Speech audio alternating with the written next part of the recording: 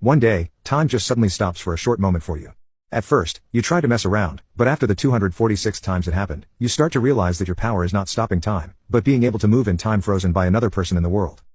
My sneakers tapped gently against the pavement as I walked briskly down the street. I squeezed my way through the peak hour human traffic, catching whiffs of overly strong perfume and worse, overly strong body odor. I don't like people much. I mean that in the nicest way possible. Two's company, three's a crowd, anything more than that is a nightmare.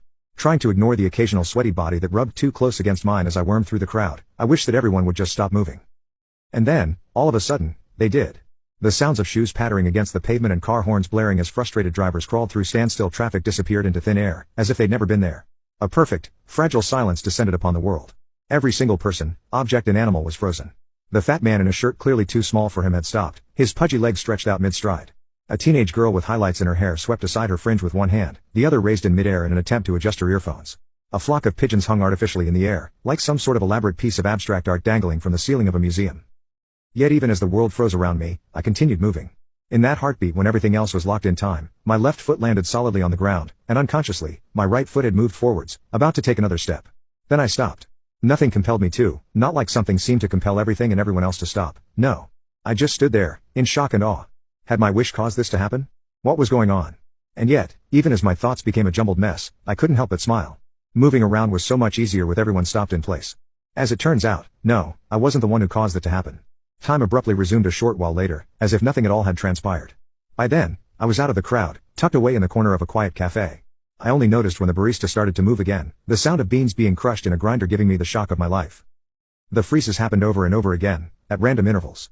They never lasted very long, but I definitely wasn't the one doing it. In fact, as the phenomenon occurred more and more, I knew for sure that someone else was stopping time. There's no good way to explain it, but I could feel their presence, somewhere, not too close, but not too far away. I didn't know if they could sense me too, the way I could sense them, but I knew that they were out there. So far, I hadn't seen anything or anyone else move during those freezes. It may sound stupid now, but I was content to enjoy those little moments while they lasted.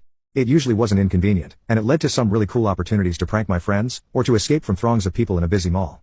I knew that my partner in crime was out there, but I had no desire to find them. In hindsight, that was a mistake. My sneakers tapped gently against the pavement as I walked briskly against the street.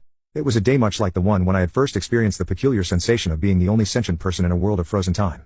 Once again, I squeezed through the peak hour human traffic. Once again, my senses were bombarded by a host of things I hated dealing with. And once again, not unlike many of the other times, I quietly wished that my time-stopping partner might decide to freeze time once more, to allow me to slip out from this nightmare. Surprisingly enough, time stopped. It wasn't often that time stopped at a convenient juncture, so I took the opportunity to dash out of the sticky literally situation that I'd found myself enclosed in. And yet, as I took in a gulp of fresh air, something felt wrong. It took me a moment